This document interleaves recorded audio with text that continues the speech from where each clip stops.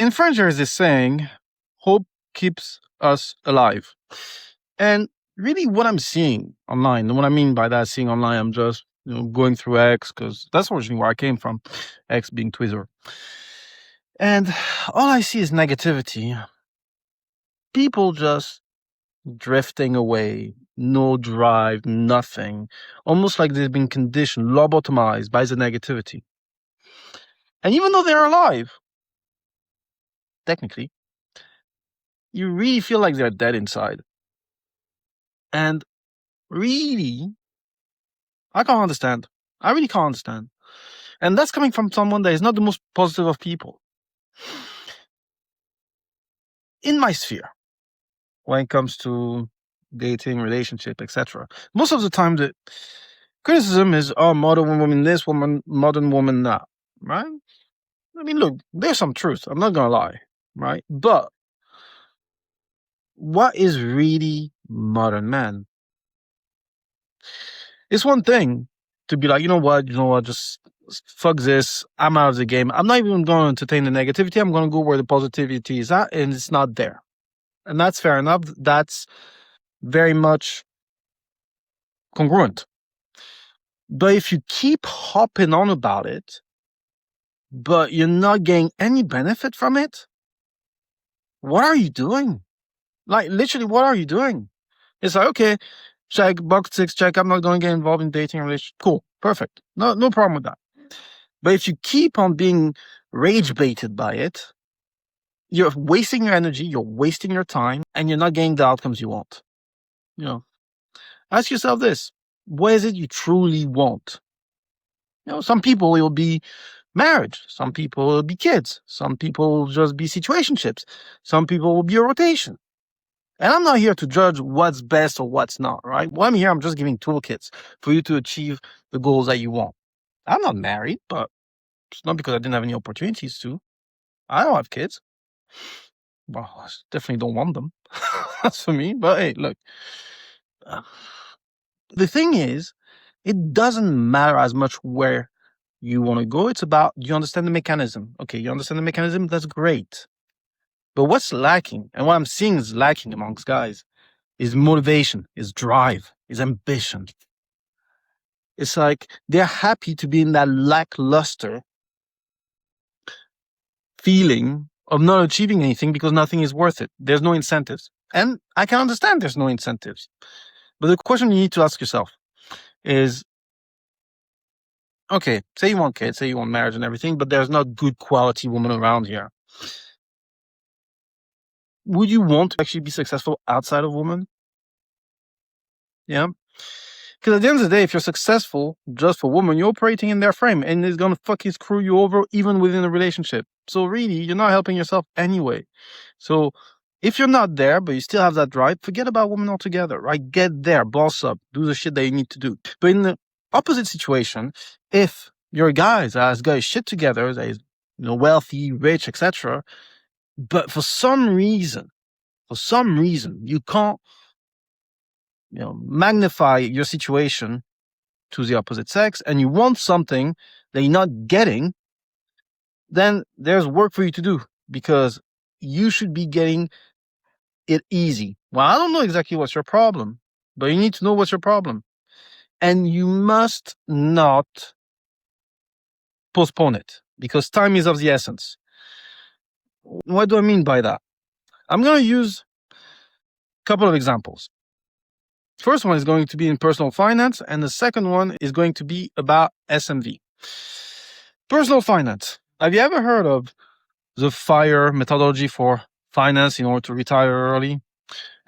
And this is the idea that you have to basically put away all of the experiences when you're young, just so that you can retire with a good enough honeypot by the time you're 60, 70, 80. Reality is, by the time you're 60, 70, 80, you won't be consuming that much, because you're not going to be in the best of health, but mostly you'll be pretty much set. So yeah, you'll have a great honeypot. That's great. But really, will that actually have as much marginal utility for you? So you can postpone all that time and then to realize that by the time that you're 70, 80, 60, that money is for what? 1/3 of your life at best, if not 1/4, if not less. So, you postpone, and you're like, okay, fine. But at the end of the day, even if you have, let's say, I don't know, 1, 2, 5 million by the time you're 65, 70, it's not as much as a flex than if you live the experience of someone that has maybe 200, 250K when he's 20, 25, 30, etc. And there's value in experiencing things at certain age range. And if you're not experiencing them, you're missing out on crazy shit. I don't have FOMO when it comes to the experiences I've had because I've had crazy experiences because I put myself there. I don't need to do anything. And I'm happy because I focus on those experiences first. But if you've not had those experiences, what are you waiting for if you can afford it? Really, what are you waiting for? And the second example is by S&P. The older you get, the more you're going to attract the people that you want to attract. The more you're going to feel transactional. If you start dating past 35, it will feel transactional because people see you as, who are you status-wise? What do you do? How to make an assessment about how much money you make? How much can they extract from you? Right? That's really the dynamic. And it's not great when you want to build something with someone. I mean, from a human perspective, of course, it's great from a logistical, from a financial, from a very cold spreadsheet superstar mode. But you really want to marry a spreadsheet? Nah, I wouldn't. So time is of the essence. And if you don't feel that urgency, you're most likely going to miss it. You're most likely going to be those women that think they can just pop up in the dating market at 35 and expect a kid. I'll give you an example. Like yesterday, I had a dinner with a friend of mine. She's 37, very successful woman. Not a bollock at all. She's really nice. And she's been back on the market after a failed relationship for the past 2 years. And I was surprised that she still didn't find someone new. And it's nothing about her personality. She's not domineering. She's not a ball buster. She's actually quite nice. And even though she had everything sorted, it didn't work out.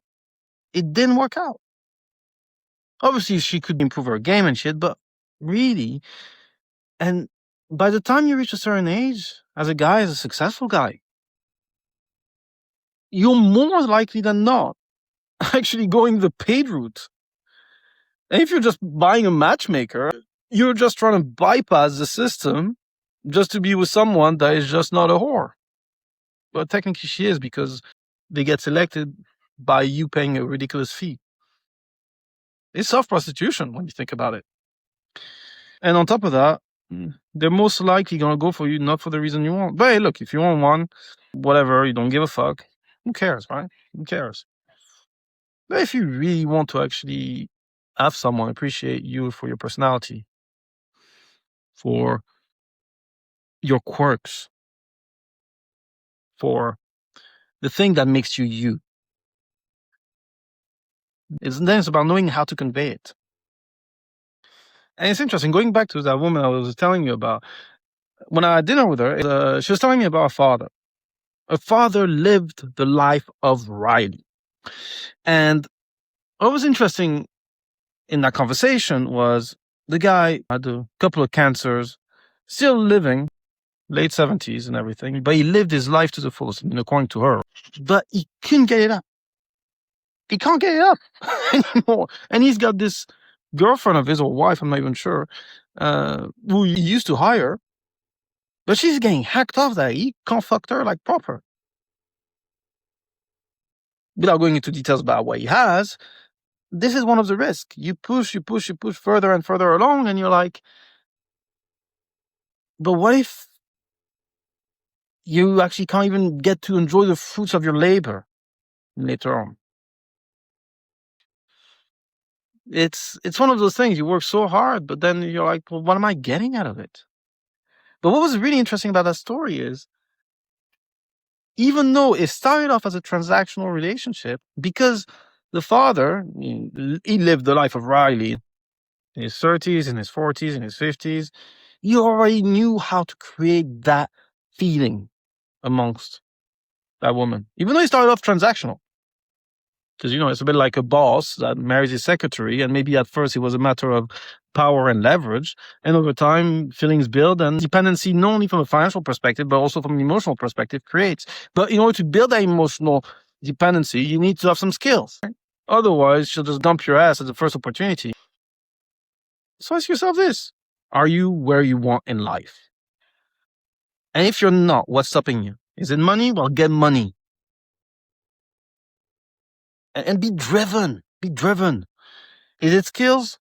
Get skills. If you can't get the skills on your own because there's so much information you don't even know where to look for, go to a trusted guy that you know, whether it's me, whether it's someone else, God knows. It doesn't matter. It's about you. If it's a matter of motivation, stop watching the negative news. I mean, as long as you don't need that for work, stop social media. There's so much negativity. What you don't want to do is you don't want to be like one of those suckers. You know what a sucker is on social media? A sucker on social media is someone that looks to have his feelings being validated with whatever narrative, whatever tropes he can recognize himself in, so that he doesn't do anything and he can stay miserable and feel that he's legitimate in feeling miserable. And that's on the front end where he's getting shafted. But on the back end where he's getting shafted is he's supporting those talking heads that validate his feelings. So those talking heads get more visibility, but he's not getting paid for it. He's just a free bitch. Do you want to be a free bitch to someone that validates your failure? Or do you want to uplift yourself and get somewhere that you're not doing so far? The market is harder than ever, but at the same time, it's harder, but it's easier. Why is it easier? Because first of all, there's less competition.